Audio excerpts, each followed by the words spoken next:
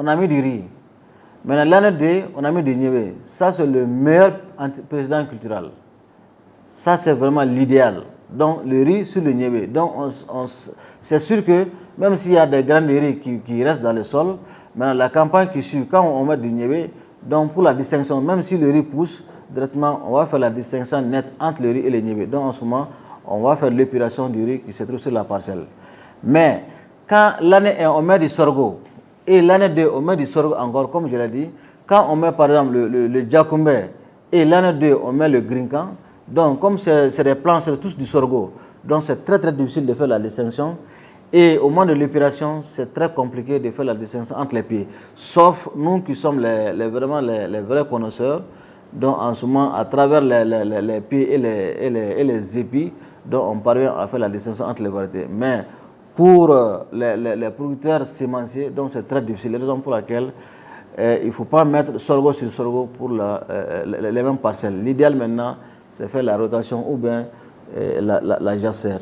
Maintenant, en ce qui concerne le labour, c'est vraiment des techniques culturelles qui sont vraiment conseillées pour la bonne exécution et pour avoir vraiment une bonne production de semences. Donc, il est conseillé de faire si possible 2 labours. Un premier labour d'épuration pour laisser pousser les ortypes, suivi d'un sarclage pour éliminer tous les ortypes, toutes les autres sources de pollution de la parcelle semencière. Donc, le premier labour est fait pour les premières pluies, c'est faire pousser les espèces qui ont à être cultivées dans la parcelle. Maintenant, quand ces espèces vont maintenant être germées, donc on fait le labour maintenant pour les éliminer. C'est vraiment pour diminuer la pollution, carrément. Et le deuxième labour maintenant, c'est pour mettre en place la semence produite qu'on veut vraiment multiplier. Donc c'est très important. Maintenant, au niveau des offices, notamment à l'office du Niger, comme l'eau est vraiment maîtrisée, donc on fait les pré-irrigations. C'est-à-dire avant de mettre en place le riz, proprement dit, on fait une pré-irrigation. Maintenant, quand les riz vont pousser, maintenant on fait un labour complètement maintenant pour enfuir le riz qui a été mis en place et maintenant mettre le riz qu'on veut multiplier comme semence. Ces labours-là sont vraiment indispensables pour diminuer le taux de contamination au niveau de la parcelle. Maintenant, en ce qui concerne les semis et les écartements, il est conseillé de faire les semis en ligne et de respecter les recommandations d'écartement entre les lignes et entre les plants pour augmenter le rendement. Chaque culture a ses exigences. Par exemple, pour le sorgho, les pratiques recommandées sont d'eau de semis. Donc, il faut 6 kg de semences par hectare. Pour ensemencer 1 hectare, il faut 6 kg de semences de sorgho. Les écartements de ligne, c'est 75 cm. Entre les poquets, 40 cm. Il faut semer 3 à 5 graines par poquet, démarrer à 2 plants par poquet 15 jours après la levée.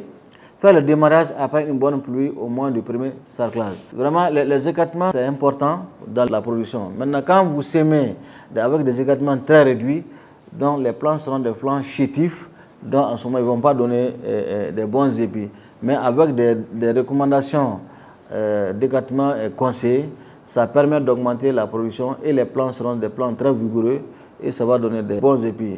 Maintenant, si par itinérance, maintenant vous semez trop de graines, donc en ce moment, vous pouvez démarrer à 2 plants par poquet et 2 semaines après la levée. Toujours, c'est pour un peu donner des bons plants très vigoureux. Maintenant, en ce qui concerne les normes d'isolement, qui est très important dans le cadre du contrôle de qualité des semences. Maintenant, entre 2 parcelles sémencières, il est très important de connaître les distances entre 2 parcelles sémencières. Maintenant, en ce qui concerne les semences de pré-base, entre 2 parcelles de semences sorgho et sorgho, donc il faut 400 mètres. Bon, généralement, les pré-bases sont faites au niveau des stations de recherche, notamment au niveau des instituts d'économie rurale, au niveau de l'ICRISAT à Samanko, au niveau de l'IPER de Katibou. Donc ça, c'est vraiment au niveau de la recherche. Maintenant, pour les bases, entre 2 parcelles sémencières, sorgho, il faut au moins 300 mètres qui les séparent. Maintenant, pour les certificats qui concernent maintenant les producteurs sémenciers, donc les RR2, il faut au moins 200 mètres. Donc, ça veut dire qu'entre une parcelle sémencière et une parcelle de consommation, si les 2 parcelles sont de sorgho, donc la distance qui les sépare doit être vraiment minimum 200 mètres. C'est pour éviter le mélange de pollen ou à travers les agents tels que les animaux, tels que les oiseaux, tels que le vent, l'eau de ruissellement. Donc, il faut au moins 200 mètres qui séparent les 2 parcelles de sorgho pour éviter au moment de la floraison, la contamination. Sinon, ça va jouer sur la pureté de la variété. Donc, vraiment, c'est des distances qu'il faut vraiment respecter dans le cadre de la production des semences. Sinon, quand les contrôleurs viennent, si la distance n'est pas respectée, donc automatiquement la parcelle est rejetée, faute d'isolement. Maintenant, en termes de fertilisation, donc il est conseillé de fertiliser la parcelle sémencière pour plusieurs raisons. D'abord, le bon remplissage des grains, surtout le NPK, qui permet d'avoir de gros grains uniformes, synonymes d'un bon taux de germination de semences. Ensuite, secondo, ça permet aussi à la plante de tolérer certaines maladies et insectes nuisibles. Donc la fertilisation aussi est très importante dans le cadre de la production de semences. Si une parcelle n'est pas bien fertilisée, donc ça va donner une production qui n'est pas à hauteur de cieux. Donc il est vraiment très bon de fertiliser les parcelles sémencières à travers les fumiers organiques aussi, qui va donner beaucoup de rigueur à la plante, beaucoup de la pureté au-delà. Maintenant, on va passer au sarclage. Le sarclage, c'est une opération qui est fortement conseillée et ça permet de récolter des parcelles sémencières propres pour éviter la contamination des semences de culture par celles des mauvaises herbes. Ceci permet de bien conserver la pureté des semences produites. À cet effet, il faut strictement respecter les recommandations de fréquence et période de sarclage. Comme je l'ai dit, le sarclage, c'est une opération qui est indispensable dans le cadre de la production des semences. Ça permet d'avoir des parcelles très propres et ça permet d'éviter les contaminations. Maintenant, une parcelle très enherbée n'est pas une bonne parcelle de production de semences. Donc, le sarclage est indispensable pour avoir des parcelles très propres, pour éviter vraiment la contamination à travers les insectes, à travers les mauvaises herbes et même la concurrence par rapport à la production même de la semence. Maintenant, une parcelle qui est trop enherbée, donc ça permet la concurrence à travers les éléments nutritifs et la plante en ce moment n'arrivera pas maintenant à donner les rendements escomptés de la plante. Maintenant pour l'épuration, l'épuration c'est une activité très importante dans le cadre de la production sémencière. Elle permet d'éliminer les sources de pollution de la parcelle sémencière. Il s'agit notamment des plantes d'autres variétés, des plantes d'autres espèces, des plants malades, des orthipes, des plants trop grands ou trop petits, des mauvaises herbes et des herbes dangereuses. Maintenant, en image, ça c'est une parcelle de sorgho. Maintenant, on voit, il y a deux plants où il y a des flèches rouges. Donc, quand on regarde les épis, on voit que dans l'ensemble, donc, tous les autres épis sont uniformes, mais il y a deux plants où les épis sont différents des autres. Donc, le fait que ces deux épis-là sont différents avec les flèches rouges-là, donc ça veut dire que les deux plants-là ne sont pas la variété qui sont la même chose que les autres épis. Donc, ça veut dire quoi? Donc, c'est des orthipes, il faut les enlever automatiquement. Donc, ça, c'est une opération vraiment très, très importante dans la production de semences, les orthipes. Quand les plants épis, donc vous regardez les épis, s'il y a des épis qui ne sont pas la même chose que les autres épis, donc ça veut dire que la variété désirée. Donc c'est une variété indésirée qu'il faut vraiment enlever. Maintenant, ensuite, ça c'est une autre image d'illustration. Vous voyez, ces plants, pratiquement, il y a beaucoup de plants qui sont la même taille et les mêmes épis. Mais suivant les flèches, on voit un plant qui est trop grand et l'autre flèche, un plant qui est trop petit par rapport aux autres. Ça veut dire que le plant qui est trop grand et le plant qui est trop petit, ça veut dire que ces plants-là sont aussi des orthipes. Donc ça veut dire que ces plants-là sont à enlever de la parcelle. Donc ce ne sont pas des plants qui sont la variété qu'on veut multiplier. Donc c'est d'autres variétés de sorgho qui sont mélangées au niveau de la parcelle.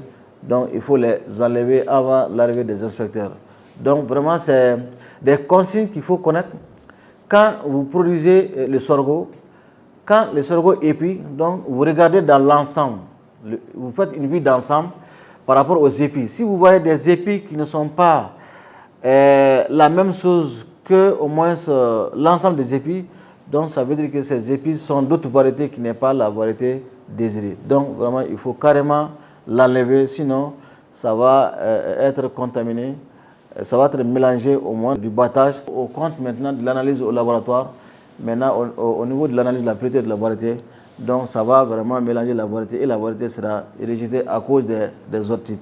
Ensuite, ces images aussi, quand on voit à peu près 8 plants qui ont germé et les épis sont les mêmes. Maintenant, il y a un plant qui est là à travers la flèche, donc lui n'a pas épi, et l'autre plant qui est au bout de la flèche aussi n'a pas épi. Ça veut dire que ces deux plants sont d'autres variétés qui n'est pas la variété désirée. Donc, c'est vraiment des orthopes.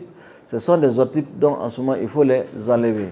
Donc, c'est des plants qui vont être germés après et vont être mélangés par la variété qu'on veut multiplier. Donc, c'est des orthopes. Vraiment, c'est des consignes qu'il faut connaître. Quand vous sémez le sorgho, si le sorgho, la variété a épié, maintenant, s'il s'avère qu'il y a des plants qui n'ont pas épié, et si vous sémez pratiquement aux mêmes dates, donc ça vous trouve qu'il y a des mélanges au niveau de la variété. Donc il faut procéder maintenant à l'opération systématique pour les enlever et mettre hors de la parcelle. Maintenant, en termes de conclusion, l'autocontrôle, c'est un exercice qui doit se faire avant le passage des inspecteurs des services officiels de contrôle de qualité. Avant, pendant et après floraison, pendant la récolte. N'est pas un processus obligatoire, cependant il permet de réduire le taux de rejet, comme je l'ai dit, des parcelles sémencières. Si le contrôle a été fait, donc ça permet vraiment de diminuer beaucoup le taux de rejet des parcelles sémencières, notamment l'isolement, notamment l'épuration, notamment le président culturel. Si ces paramètres sont maîtrisés, ça permet vraiment de réduire le taux de rejet. Ça permet aussi d'améliorer la qualité de la sémence et de faciliter le travail des inspecteurs des services officiels de contrôle de qualité. Ça permet aussi de réduire le taux de rejet à la certification. Comme je l'ai dit, quand tous ces paramètres sont maîtrisés par le producteur lui-même, donc même quand les agents vont venir, ça va vraiment faciliter leurs tâches dans le cadre du contrôle des parcelles. Donc ils seront maintenant outillés comme des agents de qualité. Maintenant, c'est des agents maintenant qui connaissent vraiment les paramètres par rapport au contrôle de qualité des semences et ça permet maintenant de beaucoup faciliter la tâche des inspecteurs et ça va beaucoup réduire le taux de rejet au niveau de la qualité de la semence. Donc le SAA et le laboratoire de semences encouragent fortement les producteurs à apprendre et à pratiquer l'autocontrôle des parcelles sémencières avant le passage des inspecteurs. Et donc sur ce, je vous remercie pour votre aimable attention.